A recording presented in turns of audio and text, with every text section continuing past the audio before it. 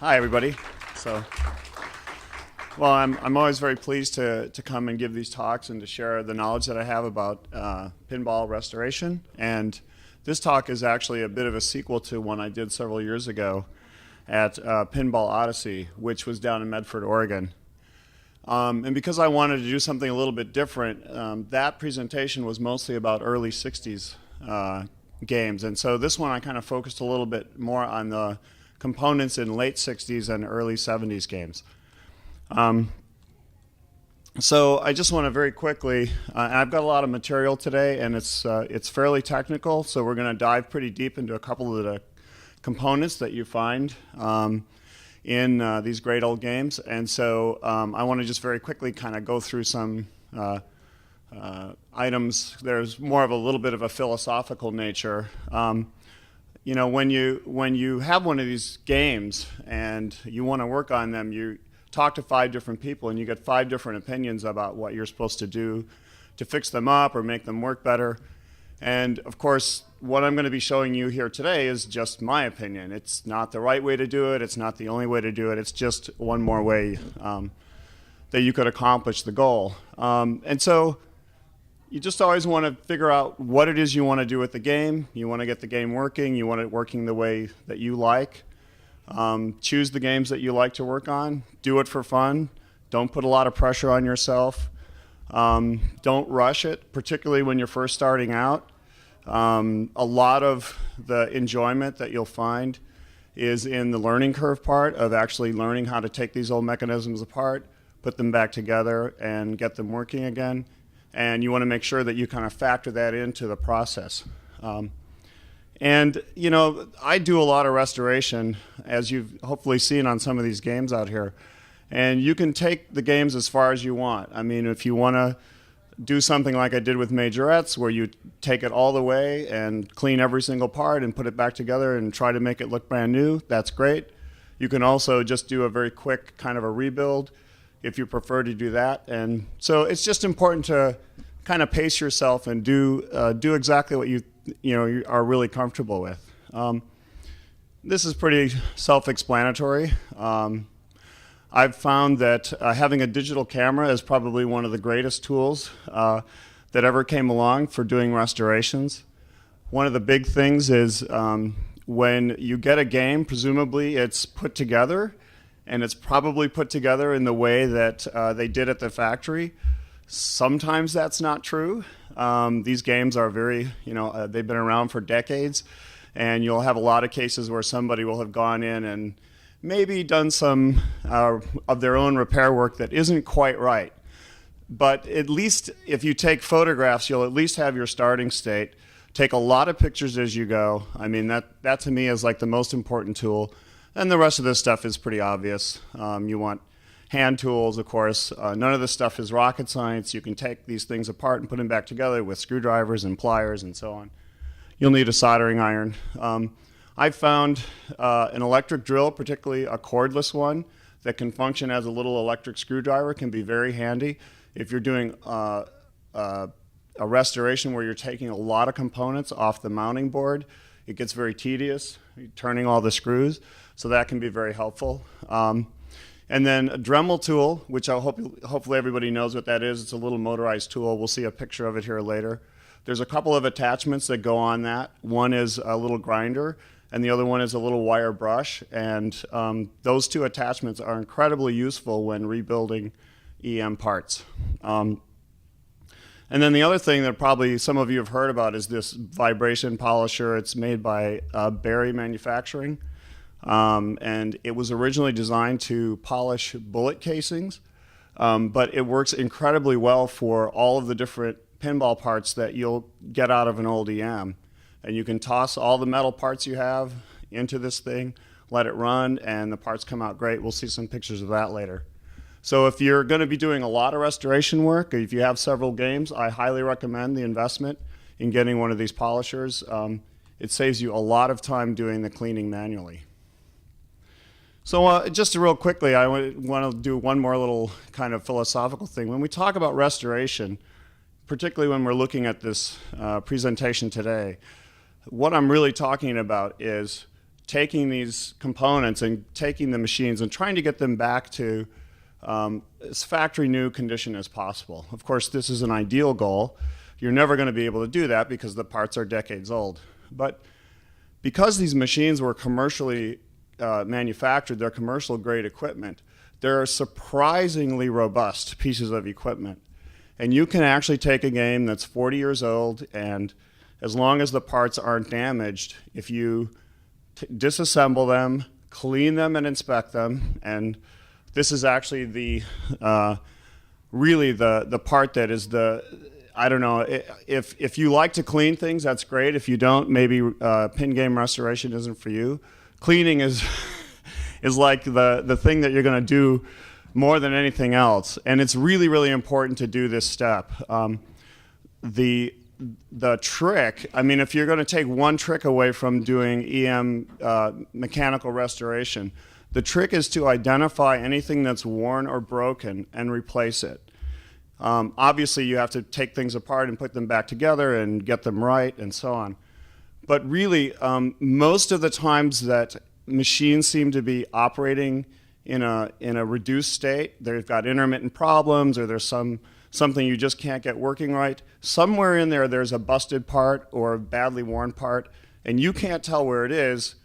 If you take the assemblies apart and you clean them and look at them, surprisingly, you will almost always find these parts, and then you'll know to replace them. Then obviously, after you've done that, you reassemble them, you adjust and test them, and hopefully at the end, you have a game that works and you play it and enjoy it, because of course that's the whole point. And a lot of times when people start out and they talk to me about this, they're a little bit full of fear, uncertainty, and doubt. You know, what if I break something? What if I'm undoing a screw, or I snap off a post or something? And I want to reassure everybody here that you absolutely will do this. If you just have to not worry about it, it's absolutely going to happen. This happens to me all the time. And I'll even be repairing games now, and something will break. That part was either maybe about to fail, or you just kind of lost your attention for a moment and were turning the screwdriver or the nut driver too hard and you snap something off. The good news is that because these games, particularly the Gottlieb games, first of all, the quality of the manufacturing was very high. One of the things I admire most about Gottlieb is that they, while they were very, very focused on running their company and making the most amount of money possible. A lot of people say that Dave Gottlieb was, on the cheap and so on. The one place that they never skimped on was in their engineering and in their manufacturing process. If you've worked on these games for very long, you really start to admire just the quality of the components, the quality of the engineering. They're very high-grade pieces of equipment. This is why I love Gottlieb's and why I love to work on them. So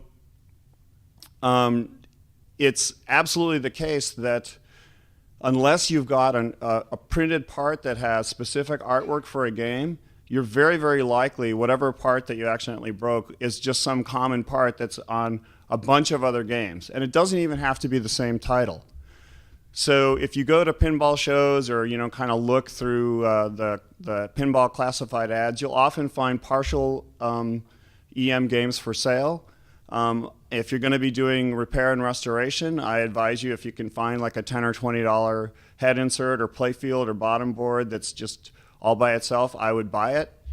Hold on to it. It's an incredible source of used parts. And it's astonishing how many of those parts are interchangeable.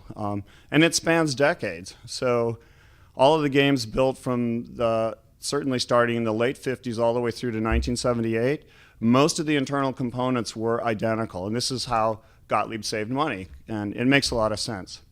So even if you do manage to break a part or something, you're probably going to be able to get another one. We also certainly have resources for information. So Rec Games Pinball is full of folks who are always ready to give advice if you get stuck. Some of it's better than others, but it's usually pretty easy to navigate through. Probably a lot of you have heard of Clay Harrell and his online guides. They're an unbelievable resource. I don't know where he finds the time to post all that information. And these are just examples. I mean, my point is just the help is out there, the support's out there. You're not alone, you're not in isolation. So you definitely want to jump in and try to do this stuff, even if you feel like you're going in a little bit over your head. And as far as parts, I already talked about finding these used parts. We also have the pinball resource, Steve Young, who makes a lot of reproduction parts for EMs. And of course, we have vendors here today who are selling parts, a lot of which are useful in EM games, and etc. So don't worry about breaking stuff. Dive right in and work on your game. So in the first talk that I gave on this a few years ago, I really went into a lot of detail about taking the insert out of the cabinet and cleaning the cabinet and going through and doing the lamp sockets. I'm going to do a very quick review of these sections today, the overview of what an insert even is, looking at lamp sockets and relays, which is also applicable to the relays that are in the rest of the game, so that's useful. And then I really want to focus the remainder of the talk on these two components, which are very common in these later games, the 0 to 9 or the small stepper unit, and I'll talk a little bit more about what that is as we go, and the decagon unit, which is the score unit. It's the thing that's the score wheel in the back. And then we'll just do a little wrap up at the end, and then we have some trivia questions. So I'm going to try to go through this fairly quickly. This is a really dense talk. I have a lot of slides, and I just want to make sure that I stay within my allotted time. So if it seems like I'm rushing it a bit, I apologize. If there's anything you do want to ask me about, I do prefer that you wait till the end because we have a lot of material. But if you're absolutely stymied and you need me to stop, just raise your hand and hopefully I'll notice. And I'm certainly happy to answer questions after the presentation, and I'll be here all the rest of the weekend, so you can certainly come and talk to me anytime you want. So this is what happens when you take the back off an EM game. This is an early one. It has some characteristics that are fairly common with all these early games. You have this wedge head shaped cabinet. You've got this piece of basically looks like a big rectangle of plywood inside. You've got these gigantic metal score reels. You've got some bells. Here's some relays. Here's one of those 0 to 9. This is actually a ball count unit, but all these units are made with the exact same mechanisms. They just use them for different purposes. This is actually the back of the majorettes. If this were a replay game, that game's an add-a-ball game. If this were a replay game, there'd also be a little replay unit, which is yet another small stepper. And a lot of times when you open these up, you see this white paint, and it's like, what is that? How did that get back there? And what happens is when they make these inserts, they paint the face of them white. And at the time that they make them, they're just pieces of plywood, and they just stack them one on top of each other. And so the wet paint from the one they stack on top of the one you have is what actually made that imprint. So that's where that comes from. And you'll see it on many, many games. You guys have seen that before, huh? So on a later model game, when you take the back off, and this is the flying carpet, which is sort of kind of what I tried to tie the theme of today's talk to, just so we kind of have a real game to be thinking about. You can see it's quite a bit different than the earlier game. First of all, the score units are much smaller. They're really compact. They're in a much tighter frame. You've still got some relays here. The bells are gone because they've moved to chime units that are down in the cabinet. So there's a lot of open real estate. It's a somewhat simpler set of mechanisms. And then you've got, again, this is a 0 to 9 unit, and we'll talk a lot about that today, and a replay unit. I'm not going to be able to talk much about the replay unit today due to time constraints, but the mechanism here is almost identical to the mechanism that we will talk about. So hopefully you can kind of transfer a lot of that material. And so like I said, this is a piece of plywood, and there's holes drilled in it. And when you look at the manufacturing process here, it's really not rocket science.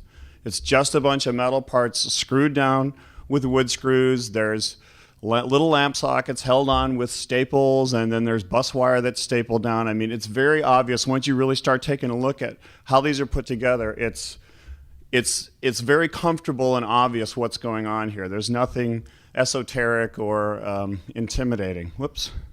So if we look real quickly at what the insert actually is, this is that rectangular board actually pulled out of a game, because they come right out, and I'll show you that in a second.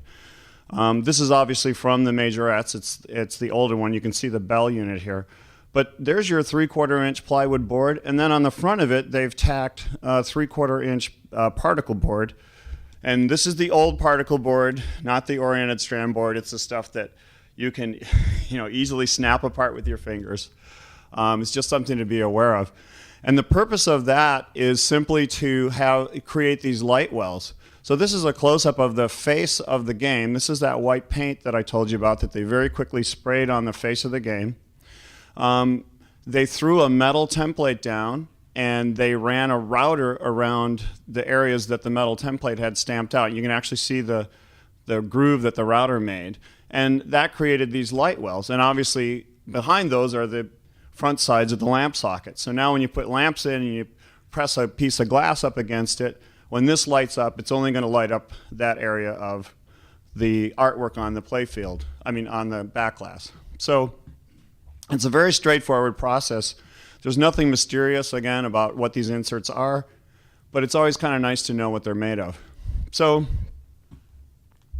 like I said, we're going to pull this out, and it can be, and what I'd like to do first is just get a new coat of paint on the face, because the paint that they used originally is it's not very good paint. It's not very white. It's usually very dirty. There's usually a lot of crud on it. And one of the things we want to do, of course, is protect our very precious back glasses. And the ink side of the glass is pressing directly against the face of this insert. So, one of the very first things you should do, even if you don't do anything else in restoring any wedge head that you have, is you should at least do this part that I'm going to show you now. So we're going to paint the face of it. Before we do that, though, of course, we need to get a few parts out of the way. And it's a very simple thing to do. There's about 5 or 6 screws you unscrew. This is the entire score unit assembly. It just kind of hangs there. It's got a very thick cable.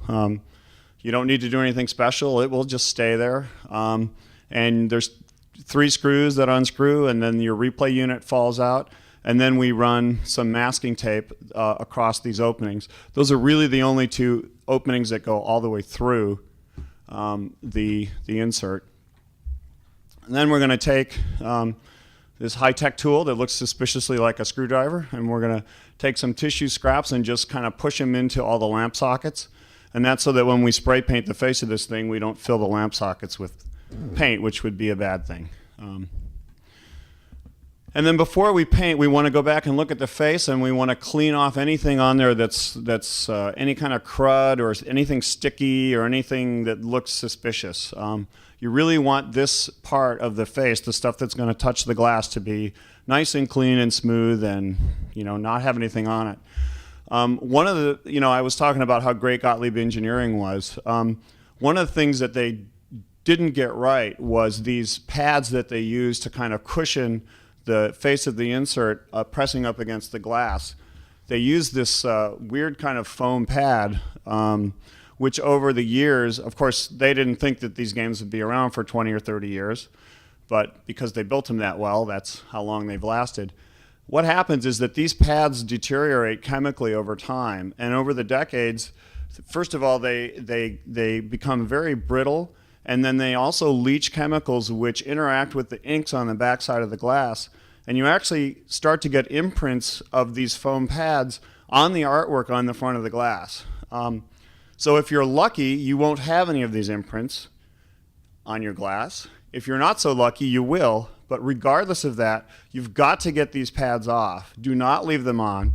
You've got to scrape them off. You've got to scrape off the double stick tape that they use to attach these, because of course that also has goo on it. And you really want to get anything sticky and gooey off the face of this insert.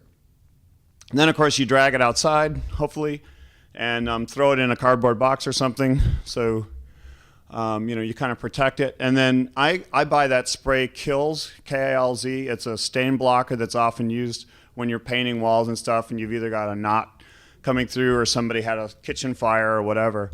It's a really great primer and stain blocker. It's also super white, which is a nice thing because it's what we want. And so I start out by spraying around and into the wells. And as you can see, it really kind of brightens up. And there, I didn't quite get done there, but you really want to get these edges. And what'll happen is, particularly around, these are where the match numbers are, particularly around these tiny inserts, you're going to get, in order to get enough spray into the insert and get a nice coating of white, you're going to actually get an excess of the spray paint around these, and it'll start to run, and it'll be kind of yucky. So you just grab some paper towel and daub it on there right away, and because this particle board is so absorbent, it'll just immediately soak in, and it'll look great, and you won't have any runs. That's the first part of it. Then, of course, you just finish up by spraying the rest of it. In this case, I actually ran out of kills, so I have a couple spots here that I didn't quite get, but that's okay. They were nice and clean. And then finally, you'd set this thing out in the sun, or I like to do that anyway. Let it dry for an hour, 2 hours, and make sure that because the kills is kind of stinky, and you don't really want to be bringing it back in the house because it's very aromatic. So you want to wait until it's kind of dried and cured and everything. And so now, if you do nothing else, if you just take this, pull these tissue scraps out and take off the masking tape and put the units back on and put it back in your game, that's great. So if you did nothing else, I would highly recommend that you at least do that part. While you've got the game apart, I want to just very quickly talk about fixing lamp sockets. One of the things that we find with these old games often is that the lamps are flickery, or you'll have a lamp that seems like it's out. You'll take out the bulb, you'll put in a brand new bulb, it'll light up, you'll be really happy, and 3 seconds later the lamp will go out again. And really what's going on there is that you have a bad socket, you don't have a bad lamp. And so I'm going to very briefly talk about refurbishing the sockets. In the first version of this talk that I did, I have an extensive series of photos on how to do a very deep restoration of the actual insert sockets. I'm not going to talk about that today. I'm happy to actually provide, if anybody wants to come up to me afterward and give me your email, I'll send you actually both of these presentations so that you have this material. But to actually fix these sockets, and you can do the same thing on the playfield sockets as well, so this is kind of a handy thing to know. Here's the Dremel tool I was talking about, the little grinder attachment. First thing you want to do is grind a bright spot, and you want to kind of get that point where the junction point of where the barrel is actually pressed on or riveted onto this base plate. The base plate is actually carrying the electric current for the barrel part, and so what we're going to be doing is soldering that up, and you need a nice bright spot of metal in order to get the solder to stick. And then you can see up here there's a little button on the back of the lamp socket, and that's actually the center post that touches the other part of the lamp. We're going to go ahead and use the grinder to grind a bright spot on that little button as well, because we're going to be putting a little jumper wire on that. Then, then we go ahead and we solder. You can see that's not one of my better solder jobs, but so you can just heat the barrel up and the point at where it contacts, and you just want to flow some solder in there. You want to get a really good solder contact there, and you can see I'm doing that there. And then we want to just take a little piece of bus wire and tack it onto the back. Hopefully you can see in the picture where I've already done it up here, where I've then clipped off the other end and wrapped it around up here on the actual solder lug. And once you do that, now these sockets will be electrically sound probably for the rest of your life. And the last thing you want to do is you want to take a slightly smaller grinding wheel and take your Dremel tool and jam it into. Of course, I was holding the camera while I was doing this, so normally you would have a hand holding this so that it's not actually being pushed away. But then you just kind of jam your little grinder in there and grind around and clean the inside of both the barrel and the center post. You don't want to get too aggressive with this because you can start grinding down important pieces of metal in there, but a couple of seconds is all it takes. This is sort of the power tool version of those cleaning sticks that you can buy, and I just find that if I'm going to clean 20 or 30 lamp sockets, I'm just doing it by hand is just not something I really prefer to do. So I really love the Dremel tool. It gives you this ability to just power through these. You can clean a lamp socket in about 2 or 3 seconds using this method and go through the game very quickly that way. And then just obviously you want to reattach. This is the, of course, the lamp sockets for the 4 score reels on the flying carpet. This is the one that's out there. You can go look at this later. And you want to make sure that you reattach this with these 2 screws before you put the score reel unit back in.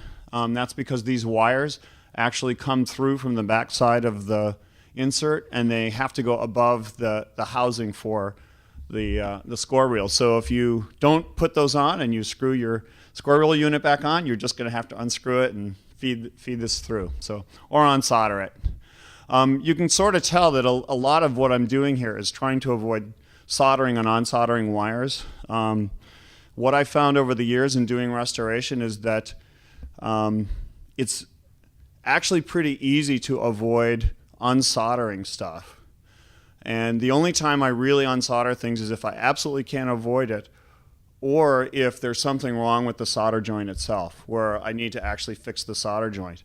Otherwise, I avoid soldering wires like the plague. That's one of the most time-consuming parts of working on these games, and fortunately, it's really easy to avoid. So you'll see in a lot of my techniques, a lot of stuff is taken apart and the wires are still hanging off, and that's the whole point. Here's a real quick and dirty thing you can do to fix the insert sockets. You just jam your Dremel tool in and spin it around a little bit. There's actually a spring post inside of there. It's not a button post like I showed you on the other socket. So you want to be very careful when you do this. However, this is certainly better than nothing. I do recommend that you actually do a full rebuild of these sockets if you have a lot of them that are flickering. And in order to see how to do that, you need to look at the PowerPoint presentation from my first talk, which, like I said, I'd be happy to give you. So I want to very quickly go through relays because there's so many relays in a game, and you were starting now to get into this kind of stuff where the details matter, where minor things that are missing or in the wrong position can start to cause a lot of headaches. And if you're not well acquainted with the equipment that you're working on, a lot of times these things are subtle enough that you won't even notice that this is what the problem is, and it can be very vexing and frustrating. So now I'm going to kind of start going through the stuff that, you know, over the 3 decades that I've been working on this are the main things that have always been the ones that where I had that aha moment where I'd have a bad relay and I just couldn't get it working, and I'd do all the things that I thought were the things that would make it work, and it still wouldn't work. And then I'd finally find that root cause problem. And it's a great feeling, but you know, maybe it's an hour or 2 hours or several days later. And hopefully some of this information will save you some frustration there. So the very first thing is that there's a little, this is the back of the coil that's actually in this relay, and we'll have a better shot of it in a second. There's a brass washer. You can barely see it. It's actually, and this is a brass screw. These have to be brass because they're non-magnetic. So if you ever see one of these relays in a Gottlieb game and it doesn't have brass mounting screws, you have to replace them because the relay won't work with magnetic screws. It will mess it up. And that little brass washer, which is between the bracket and the actual back of the coil, it's incredibly important. It has to be there. You cannot put this relay back together without it. So if you take the relay apart and that washer drops out and you lose it, you have to go to the store and buy another one. Don't think, oh well, I'll just put it together. So the spacing of that coil to the front of the coil where the armature is that actually operates the switches, that's an extremely critical adjustment. And this washer actually provides the required distance for the operation of the relay. Also, while you're at it, you know, you kind of want to make sure that the wires going to the solder lugs are good and tight. A lot of times you'll have busted solder joints here. That's the case where you want to do some soldering. The other thing that happens a lot is that I'll have a relay that's intermittent. Sometimes it works, sometimes it doesn't. I just can't figure out what's going on. And so what happens is one of these little magnet wires, these are the wires that are actually coming off this coil, is going up, and it's supposed to be soldered to these lugs where the big wires come in. And this will get broken off or fractured or otherwise will be messed up. And you know, you can spend an hour trying to get a relay working before you discover that this little tiny wire is actually not attached to anything. And so you can actually take these coils out and usually unwrap the wire. You have to actually take the insulation off with some sandpaper and then solder it back on. Sometimes you can't fix those problems, but at least you'll know what the problem is, and you can go to your used playfield or back box and grab a coil from there and replace it. Of course, you always want to check all the solders connections on all your switch contacts. That's about a tenth of a second job. You just look through and make sure that there's nothing broken there. And then here's one of those subtle things. So the switch alignment on these little relays is really important, and there's two things you want to watch for. First of all, you want to make sure that all of the contacts line up.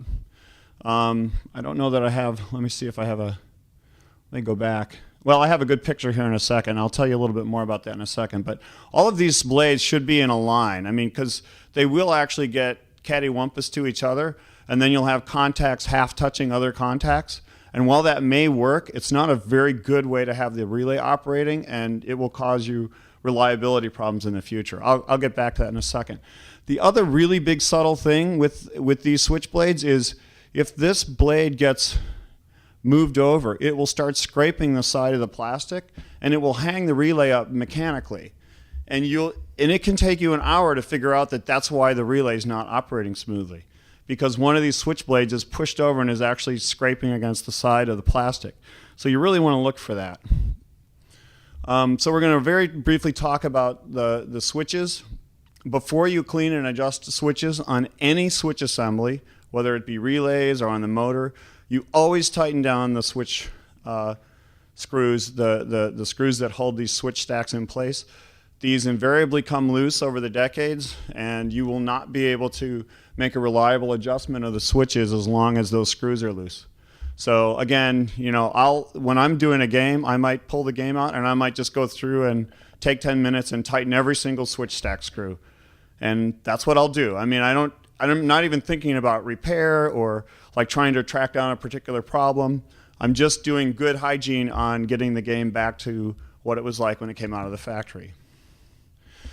So you can clean contacts with a piece of sandpaper or those flex stones. I mean, there's a lot of folks out there who swear by those. And I find that cleaning contacts, there's hundreds and hundreds and hundreds of switch contacts in an EM game.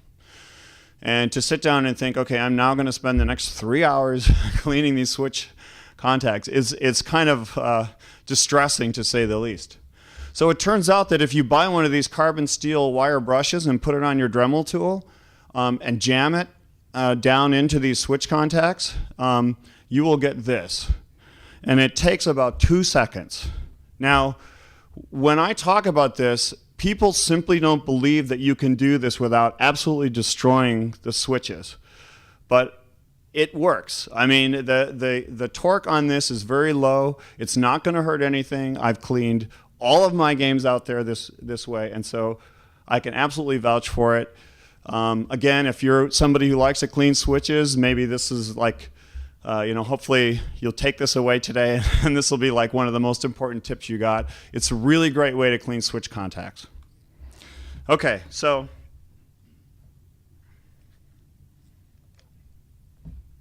how's everybody doing out there? We okay still? Okay. So now, that was the lightweight stuff. So now we're going to get into some details. And I'm watching the clock here, and I actually may not get a chance to go through both of these. So let me just take a quick survey. Does anybody here have a particular preference, or does the room have a particular preference as to whether we talk about the small stepper units or the score reel units, the decagon units? So how many want to make sure we talk about decagons? Okay, and 0 to 9 units. Okay, so we're about half and half. That didn't help. You folks you're not giving me anything. Okay, I'll tell you what, we'll go through we'll try to go through both of them. If it seems like I'm rushing, it's because I'm watching the clock, and obviously I want to get us wrapped up and get out of here so the next presenter can get in. So please bear with me.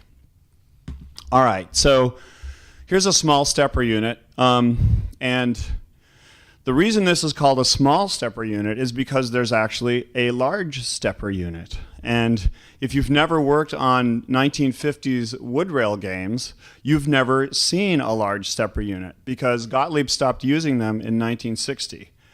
But of course, they never stopped calling this the small stepper unit. So, and though the large stepper unit and the small stepper unit were often used for the light bulb scoring, for any of those of you who've seen the old 50s games where the score was not with score reels, it was with lights. The large stepper actually had something like 60 to 70 steps on it. We'll talk a little bit more about what that means in a minute. And this small one only has 30 steps. And I'll talk about that in a second. So what they would do is that they would wire those two together. This would be used to count 10 places for your 0 to 9, or actually they used 10,000, so it was 0,000 to 90,000. They had a big score inflation back then. And then the large stepper unit would be used to actually drive the hundred thousands and millions, and they would handle both of those, including the decade count on the large stepper. So generally, because you've got 60 steps, they generally would be able to go up to like 5.9 million. So when you see these old wood rails, you'll see that the millions only goes to 5, and then you go up to 5,900,000. So this stepper, like I say, has 30 steps. 30 is an interesting number in pinball. When you're talking about mechanisms, it has several factors. Obviously, it has 2 and 3, and 5 and 6, and 10 and 15. And so a lot of times when you see scoring elements on games, you'll see things that are 20, 30, 50, 10, and 15. And that's because of the fact that they've got this 30-step unit. In this case, they're using it to count 10 steps. This particular unit is being used to actually select what the match number will be at the end of the game.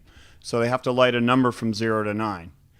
So they only need 10 of the 30 steps. So the way they handle that is that they just use 3 wipers. I know it's a little bit hard to see, but these are actually spring-loaded contacts that are going to go around and around. This little disc actually moves around and around, and it's going to touch these rivets as it goes. And of course, after it goes 10 places, the next wiper is in place, and it will repeat that process. On this particular unit, there's 3 circuits. And so, again, if they need 3 wipers, they might as well have rivets all the way around and do something with them. The 10 of the 30 positions are used to light the lamps, which are in a 6-volt circuit. 10 of the 30 positions are used to complete the 24-volt coil circuit, which has to drive the match if you get a replay. And then the other 10 are used on this game for driving what's called an alternating relay. You'll often see on playfields where, as you're scoring points, you might have, in the case of Flying Carpet, it's the specials. If you get the specials lit, they toggle back and forth as you're playing. And what's happening is, as this unit steps around, it's making and breaking contact with the set of rivets. And every other step, the relay's either on, and then the next step it's off. And that's called the alternating relay. And as that relay alternates, it makes those lights shift back and forth. And you see this a lot on EM pin games. And this is how they do it. So when you're going to start working on a 0 to 9 unit, you just loosen these 3 screws. Sometimes you're going to open up a game and you're going to see one of these units with this pressure plate missing. Somebody lost it and they thought, well, there's 3 screws, I'll just put the 3 screws on. And you never want to put the disc on without this pressure plate. If this pressure plate is missing, go to your junk game and steal one off your junk game. You've got to have that plate on there. Don't ever put these screws on and tighten them down. You will simply break this phenolic disc, or it will otherwise get mutilated and it just won't work. So that's, like, again, one of those subtle but absolutely essential things. So this is actually a little cast spider. That's the 3 screws that hold on that disc we were talking about. It's a little hard to tell, but there's actually a metal round shaft that goes through to the gear wheel that we'll see here in a minute. And this turns, of course. Hopefully by now you all know that. And so that has to turn freely. And so you can reach with your finger and operate the solenoid plunger and step this thing by hand, and it's one of those things that you want to learn how to do. And you'll see that you want to make sure that this goes around very smoothly and easily. You also want to grab a hold of this little spider like I've done here, and you want to try pulling it in and out like this. Here's a little plastic bearing down at the bottom, and you can see there's about a 32nd of an inch gap. That's really good. You want that gap there. You want a small amount, not a large amount, of end play when this thing is attached to this shaft. If that end play is not there, this will bind and the 0 to 9 unit or the stepper unit won't work very well. So again, it's another subtle but important thing to check for. Hopefully this is obvious. There's these 2 set screws. They have to be down nice and tight. A lot of times when these games, these stepper units fail, it's because these screws are loose. So you really want to crack these things down tight. Obviously you want to make sure you've got that little bit of end play. If you don't have it, you need to loosen these screws and then retighten. But it's really important that that be nice and tight. So now we've dropped this open and we can see, I guess you can see that pretty well. This is actually the drive mechanism for the stepper. It's very interesting. Back in the 1930s, there were stepper units for pin games that didn't work very well. They were very unreliable. And if you look at how this stepper works, this was an engineering design that Wayne Nyans, I'm sure a lot of you have heard of him. He's a pinball designer for Gottlieb. He designed like Slick Chick and Gigi and Majorettes and a lot of great games from the 50s and 60s. So in the 30s, he was a young engineer working for Gottlieb, and he wanted to solve this problem with the bad steppers, the unreliable steppers. So he looked at the stepper units, and the way they'd been designed is that when this big solenoid coil, which is a big coil of wire with this plunger, when that would fire, it would actually move the ratchet. It would actually move the gear. And so because of the unreliable nature of the switch closures coming in from the ball bouncing around, if you got a long switch closure, you would get a different amount of energy driving that gear than if you got a short switch closure. So he decided to fix this, and what he did was, and that's called a direct drive stepper. He decided that it would be a lot better that if when the plunger was energized, nothing moved, and that the only time the actual movement occurred on the stepper would be when the power was released, and the spring that returns this drive arm would be the thing that would actually drive the stepper to move forward. This is called indirect drive. And so it doesn't really matter how the kind of energy that comes in to pull this in.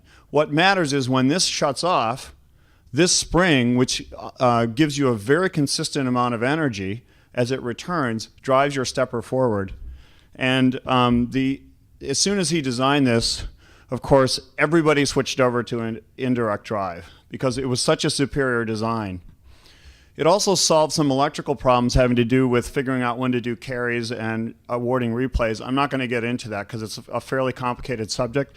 But if you want to know more about the electrical advantages to having indirect drive steppers, please come and talk to me afterward, and I'd be happy to talk to you about that. So by now, obviously you guys know that here's a solenoid coil. When power is applied, this pulls in. When you release the power, this snaps back. There's a drive pawl there that's on a little pivot.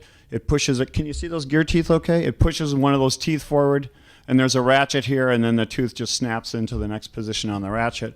The ratchet, of course, prevents this from going backwards. So when you're trying to make sure that one of these things works correctly, of course, you want to wiggle all of the pivot points. There's one here, there's one here, there's one there. And of course you want to slide the plunger up and down and make sure that that's working correctly. Sorry. And if any of those things aren't working smooth and clean, you're going to have to clean them. And that means taking stuff apart and wiping off the old gunk. A lot of times there's some old oil or old lube that's in there that's gotten really gunked up, and it kind of seizes up the mechanism. So you just, of course, again, no rocket science. You snap off the E-clips, you pull the stuff apart, you wipe off the gunk, throw a little good high-quality machine oil on there, and put it all back together and make sure it operates smoothly. So there's 4 things to adjust on a Gottlieb small stepper.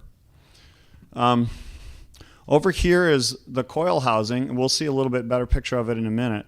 And there's two screws that you access from the other side that you loosen that allows you to slide this coil housing up and down, and I'll explain what that's for in a minute. That's one adjustment.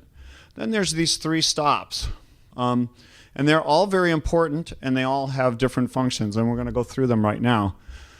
Sometimes when I adjust these, I just go ahead and just crack these loose a little bit and just kind of slide them back just to kind of get to a starting state and make sure that that these stops are out of the way. It's your call. It depends on how pressed you are for time. But it's really important, let me go back here for a second. It's really important that you at least loosen this one and slide it all the way back. And I'll show you why at the end of this little section. So the very first thing you need to confirm is that this drive arm is moving the correct distance. And I hope it's okay that you can see this here, but this little metal piece, which is the pawl, you can see I've pressed in here with the plunger, and I've got this plunger bottomed out against the coil stop back here. These screws are loose. And you can see, it's kind of hard to see, but I'm holding on to that whole entire housing. I can slide that entire housing up and down right now if I want to. So what I do is I push this down and I start sliding that up and down, and that's actually going to set the distance that this pawl moves back. And you want to get it to where it's about 1 1/3. You can see a little bit of space there, maybe 1 1/2. You absolutely don't want to go any further than that, because then you'll start skipping gear teeth and you might step twice during one pulse rather than once. So that's the first thing you adjust. Once you get it there, of course, you tighten the screws, then you try it and you realize, oh, I didn't get it right. Then you loosen it and you move it again, and after about 10 minutes you get it in the right position. But it's a very critical adjustment that you need to make. The second adjustment is this little guy here, and that's the drive stop. So here's your drive arm, and when the spring pulls it back, and that's the time when, of course you can't see it because this is in the way, when that little metal pawl pushes your gear tooth forward, that guy's got to obviously stop at some point. It can't just keep going. So this little metal bracket tells it where it's going to stop. And where you want it to stop is just, and if you guys remember from the earlier photo, this is actually the anti-reverse turn ratchet.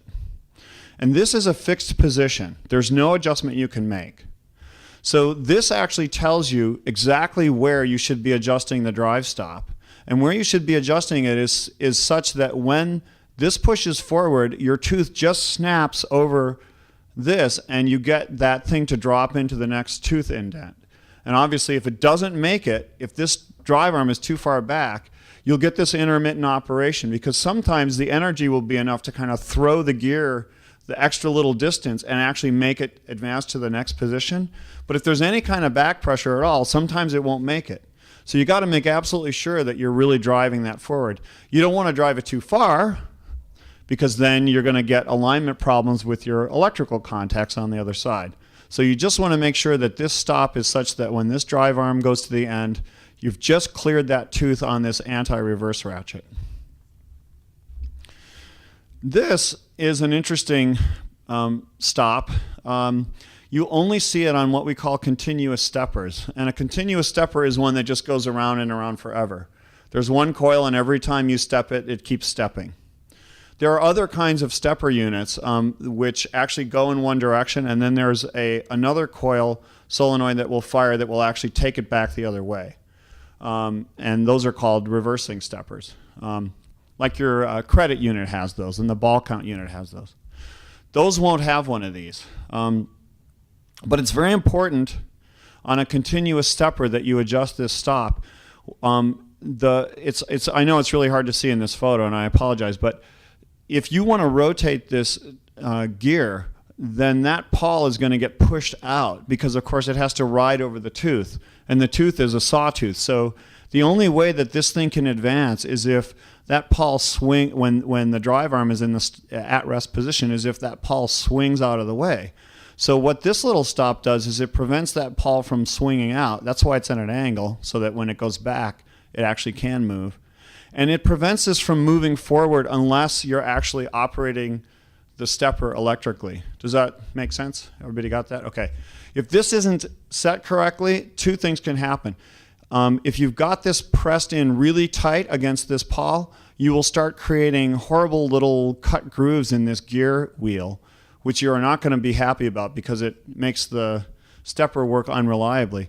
And if you have it too far back, then again, this thing can jump gear teeth. So you want to have this set so that this just barely has a little bit of wiggle if you try to turn this gear wheel when this thing's at the at-rest position. At that point, you've got this set right. I'm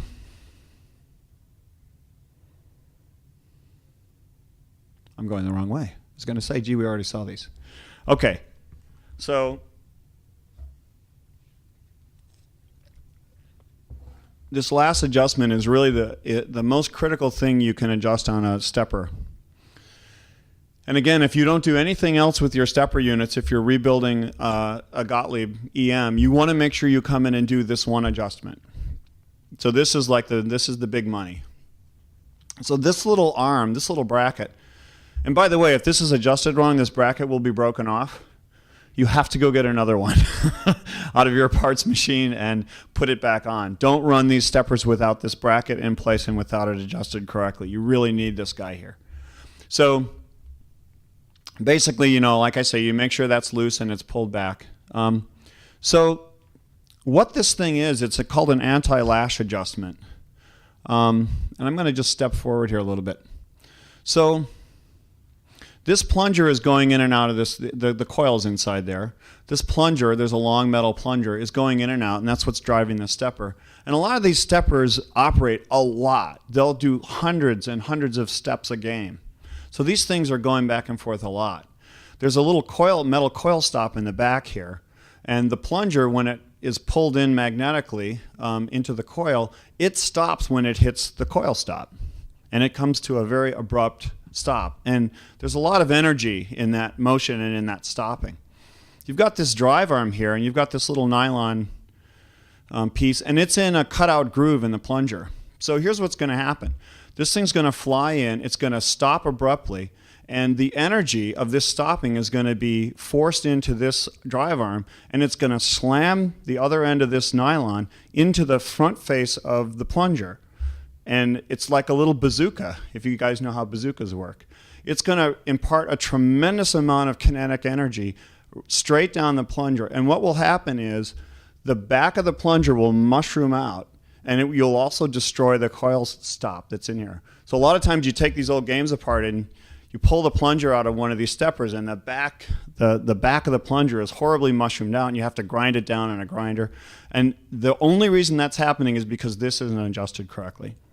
So the way you adjust this is, the first thing you do is you push the drive arm, you push your finger down on the plunger until it's bottomed out against the coil stop. And then you put your finger here and you kind of push against this anti-lash stop. And you should feel about a 64th of an inch of wiggle. You should actually be able to feel that arm moving back and forth. If you can't feel it moving, just keep backing this stop, this anti-lash stop back until you can feel it wiggle. So now you're half done. The next thing you want to do is you now hold this drive gear against this and you start wiggling the plunger itself. And you should be able to wiggle the plunger in and out as well. And if you can't do both of those, then you don't have the anti-lash set properly. The upshot of all this is that what's going to happen is when this pulls in and that energy gets snapped against this arm, instead of hitting the other side of the plunger, it's going to hit this bracket, and the bracket's going to absorb the rest of that energy.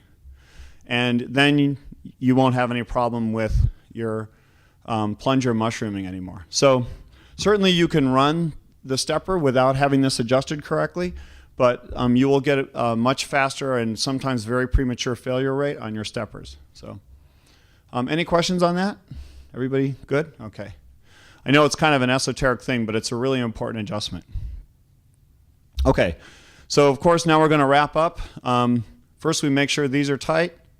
Then I like to clean these rivets with metal polish. A lot of people use either sandpaper, which I think is a little bit too aggressive, or maybe steel wool, which is metal, which is bad to have around metal contacts.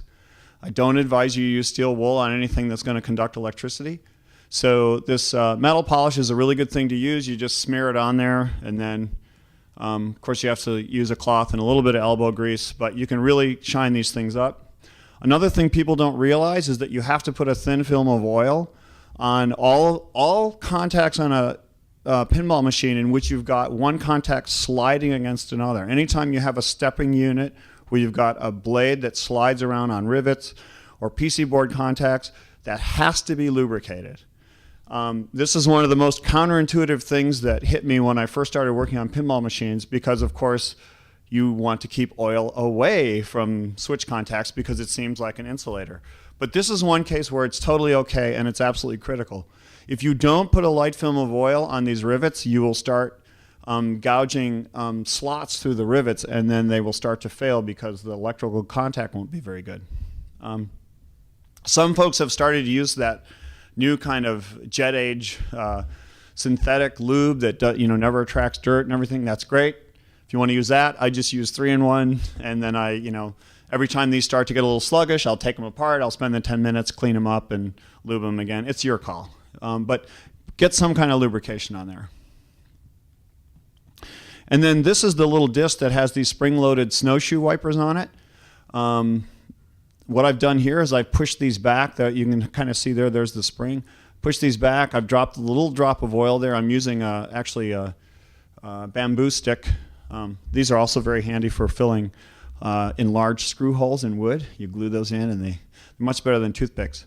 They're bamboo skewers. But anyway, so I put a little drop of oil on that, and I put that on there. And you just want to make sure that these are sliding up and down nice and smooth.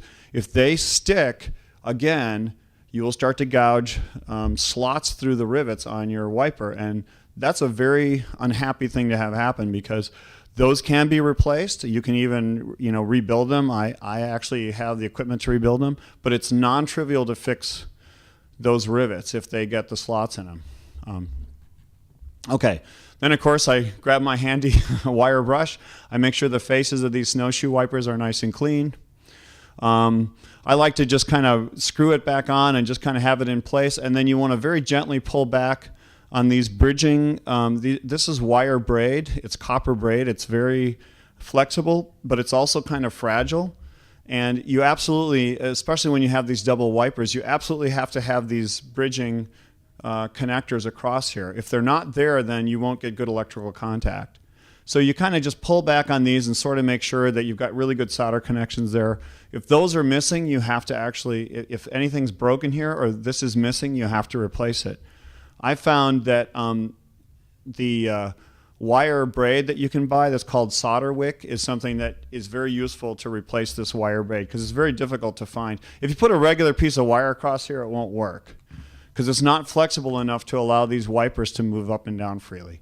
So this has to be extremely flexible wire. But anyway, you just want to make sure those are in there.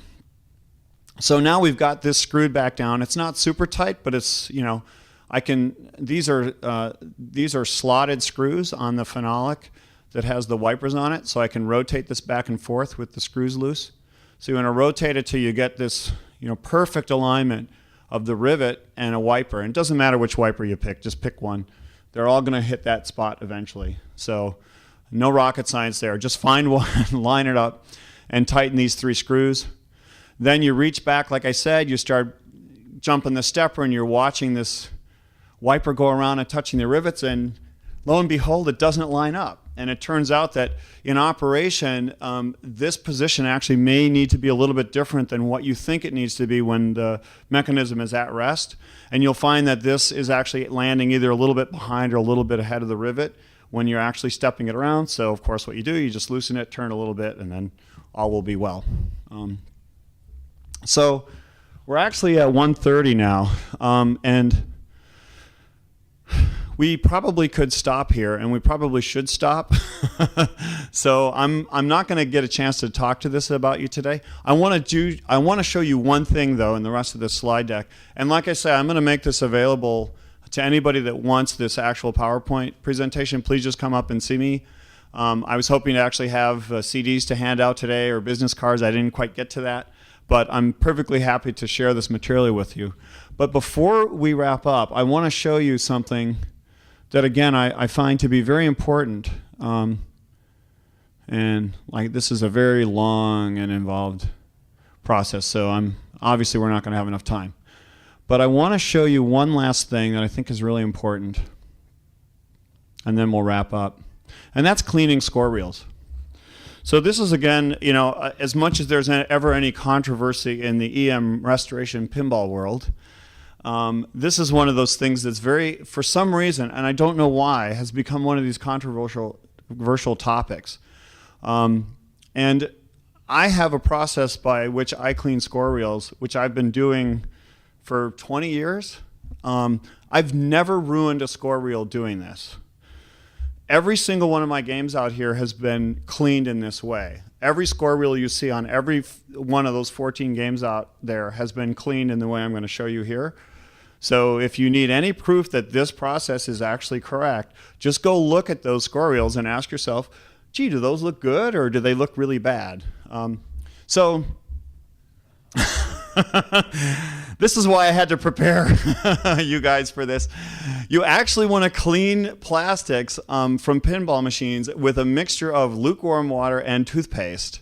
And this can be used for any plastic, particularly plastic that have screen printed art.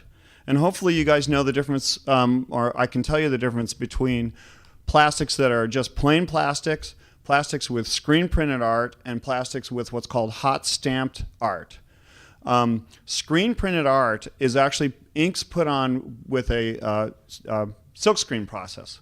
Hot stamped plastics are things like bumper caps, and they'll actually, when you look at them, you'll actually see like an embossed area where all the printing is, and like it'll say 10 points when lit. If you don't see, if you look at where a plastic is printed and it doesn't look embossed, if there isn't a little plastic ridge around the printed item, it's not hot stamped, it's screen printed. And it's safe to use this method. If instead, when you look at the plastic part, like the top of your flipper bat or the top of your bumper cap, if there's clearly what looks like the plastic itself is embossed, that's a hot stamp printing, and you do not want to do this because you will take the inks off. And I will tell you that there is no known way that I've ever discovered to safely clean hot stamped plastics. So the first thing you do is you just get a little lukewarm water going and you throw some toothpaste on there. Do not use hot water on plastics. That's very, very dangerous. The thinner the plastic is, the more likely you will actually deform the plastic by putting hot water on it. You want it to be comfortable for your own skin. I mean, you don't run cold water because it's just unpleasant.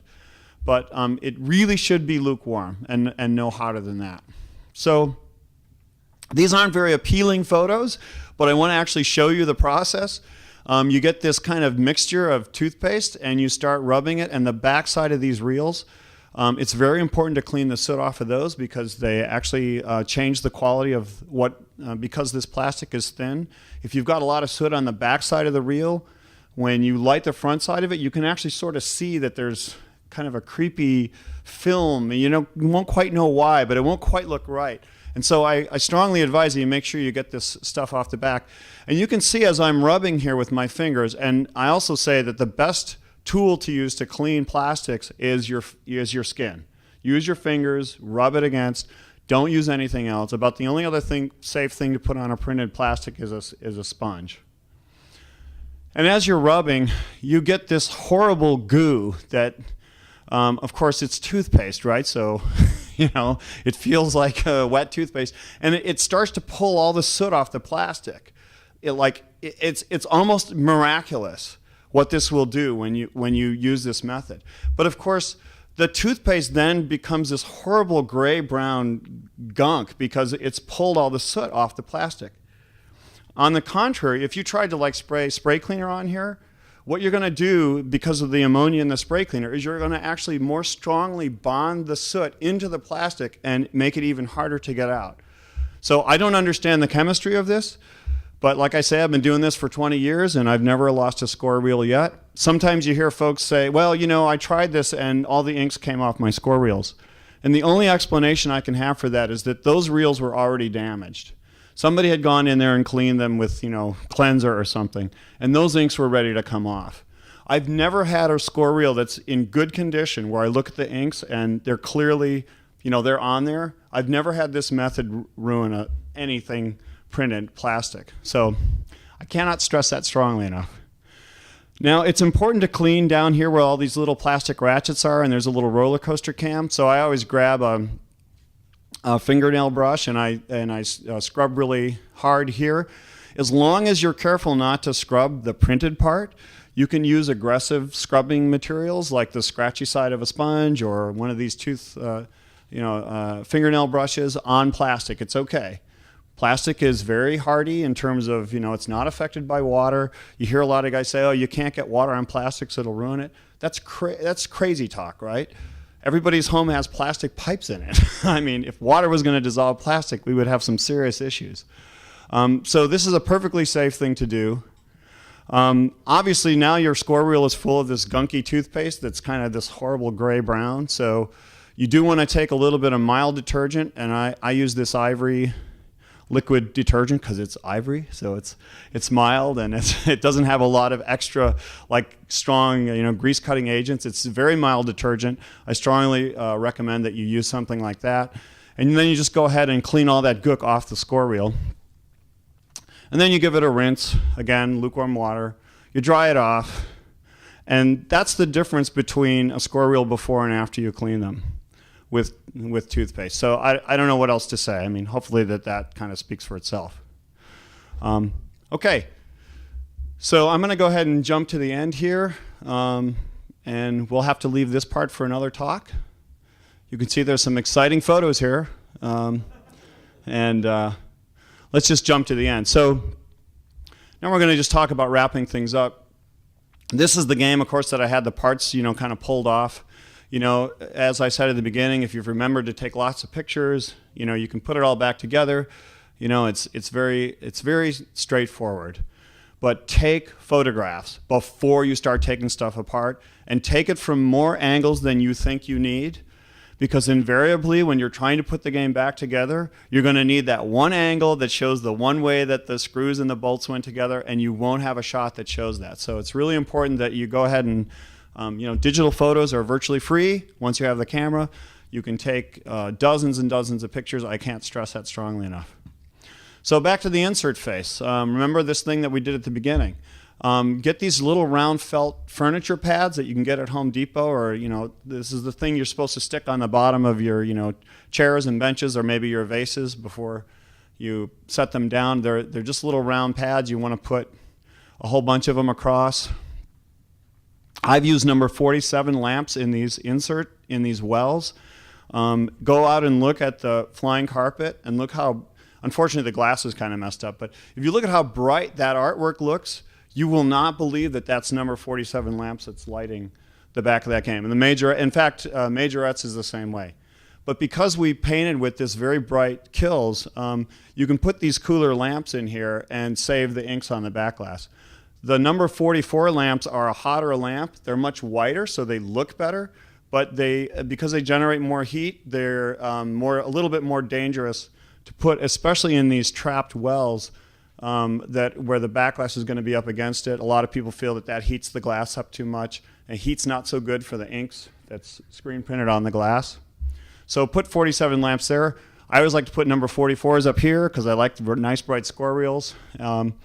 If anybody's got a back glass, I'd be happy to buy one from you. And that's all I have for today, except for I'm going to have some trivia questions here at the end. But before I do that, let me open it up for any questions. I've been asked to have folks, if they want to ask questions, to go to the microphones because they are recording this, and they can't hear the questions if you don't talk at the microphone. So any questions anybody has? Okay, we have a couple. We have one.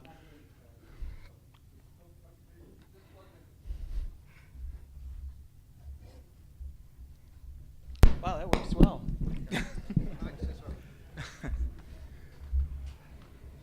Hello, thanks for your time, and thank you for a great talk. First, I wanted to say. Thank you. I got here a little bit late, so I apologize if I'm rehashing something you've already said, but I have a kingpin, and I want to preserve the artwork. It's starting to crack, the red inks. And this is on the back glass or on the playfield? Back glass. Okay. And I'm looking for a good way to preserve it. Everyone tells me to use triple thick, spray, but I tried that on a video game bezel that was like new, and it just ate the paint right off. So I'm scared to death of using it again. Well, that's good. I mean, I'm glad that you're cautious. We didn't actually talk about that. We didn't talk about the glass or preserving the inks on the glass. We were talking about mechanisms today. Mm-hmm. However, my experience is first of all, probably on your video game, that was an acrylic and not a piece of glass. Oh, no, it was a glass bezel. Really? Yeah. Okay. Stern Berserk. Okay. I've never had a problem with spraying wedge head glasses with acrylic sealer, of which triple thick is one of the kinds. Most of my games out here have been sealed. I think that's the best sealant to use. Mm-hmm. And so I can tell you that you're probably safe unless your Kingpin glass is different than mine, because my Kingpin glass is sealed. And with triple thick. I actually just use acrylic spray, but I think it's the exact same. I don't know what, I've never even seen triple thick in the art store. I just buy the acrylic spray. What's that called that you use? You know, I can't remember the name. I'm sorry, but I'll try to dig it up and tell you. But I think it's essentially the same stuff. So I helped a couple of private owners of EMs with their machines and found that they had laminated their back glasses with adhesive plastic over the back, and I thought that was that's a bad idea, in my opinion. I was kind of surprised that they did that, but it seemed effective. But yeah, it seems dangerous too, because you could peel that's why it's right a bad idea. Yeah, in my opinion. So. Okay. Anything else? Thank you. Yeah. Okay. Well, thank you very much. Oh, I've got one more here. Go ahead. I got a couple questions, actually. Sure, go for it. But we are a little tight on time, so I'm going to limit you to just a couple minutes. I'll make them real fast. Okay. So on your use of toothpaste on the score reel plastics, do you promote using that on other plastics as well, such as your white shields on the playfield? Absolutely. So you basically use toothpaste for all plastics where Yes. you don't have the hot stamped ink? Yes, and if you look at all the games I've got out there, all of those plastic inserts were cleaned with toothpaste on the ink side of the plastic as well as the non-ink side. Yeah. No, I It's noticed that was absolutely real nice. safe. Okay. It will not pull the inks off of screened plastics. Okay. One of the things I read in like Clay Harrell's restoration guides, he is not a proponent of using any more lubricant than absolutely necessary. He and I disagree on that point. So, okay. Because he's talking about it attracts dirt and don't use it anymore. Sure, it does. You know, so there's one good argument I've heard for not lubricating plastic, and that is that certain very cheap kinds of plastic will swell from the petroleum products in the oils that you use. And I think I've never seen this, but I think it's a completely valid argument, and it's certainly a concern. I've never seen this happen on Gottlieb games, so of course I'm a Gottlieb person, so that's what I care about. I just don't see the argument of that. You know, I don't see any harm in putting a little lubricant on a plastic part that's going to be riding against metal parts. I don't see the problem. So, hey, if it bothers you, don't do it. Remember, I said it was an opinion. It probably will be fine. I just prefer to throw a little bit of lubricant. Now, I also think that a lot of oil, if you douse stuff in oil, something's like, oh, my stepper unit, my score reel doesn't move smoothly. Maybe if I double the oil, that thinking is going in the wrong direction. There's something else wrong. So a small amount of lubricant, I think, is appropriate, but dousing things with a lot of lubricant or like spray, silicone spray, things like that, I think at that point, you're more into the let's fix an immediate problem now for the short term rather than doing a restoration. So that's kind of the mindset you want to get into. So. Okay. I notice Pinball Resource sells spring kits for those various units in the back box. How often, in your experience, have the springs need a replacement? Is that Never. An item that so you don't really? The only time you replace a spring is if it's either missing or if somebody has come along and decided, oh, this spring is too weak. My score reel doesn't turn. Maybe if I cut half of it off and stretch it twice as tight. If you ever see stuff like that, immediately remove all that garbage. The game was never designed to operate that way. That's just somebody's thinking went in the wrong direction. Put the original spring back on. It can be a used spring. I don't know what to tell you. I've never seen a spring go bad, ever. Okay. That wasn't somehow deformed by a prior repair attempt. And I have a last question on back glass, actually, if I may. Sure, just real quick. I've read that you should typically try and clean the back glass before spraying it with the triple thick. Oh boy. And I'm really wary on that, obviously, because of the inks involved. But I'm not going to publicly recommend doing that because I think that you're getting into a very dangerous area that's a highly personal choice. And so I'm not going to answer that question. The official position that I have to give you is do not put any kind of cleaner on the ink side of a back glass. That's just, and that answer is based on what's the safest way to prevent accidental additional destruction of the artwork that's there. And so you can come and talk to me privately afterward, but I'm not going to stand up in front of a room full of people and be recorded and say anything other than that because I think it's I think it's inappropriate, and I don't think it's wise to do that. And I truly believe that unless you're really, really sure you know what you're doing and you're willing to take a huge risk, don't mess with the inks on a back glass. You can seal them, but I wouldn't try to clean them. Yeah, I know in one of Clay's videos they show using Windex on the back of those. I would never use Windex. So there are things that I would personally use. I can't recommend them here, but anything water-based or with ammonia is absolutely off my list, my personal list. And as I said at the beginning, I don't always agree with Clay. So you can see we all have a different idea of what's the right thing to do. I'm going to have to cut it off here. Let me really quickly go through these trivia questions. I think these are for the raffle. Is that the idea? So, okay.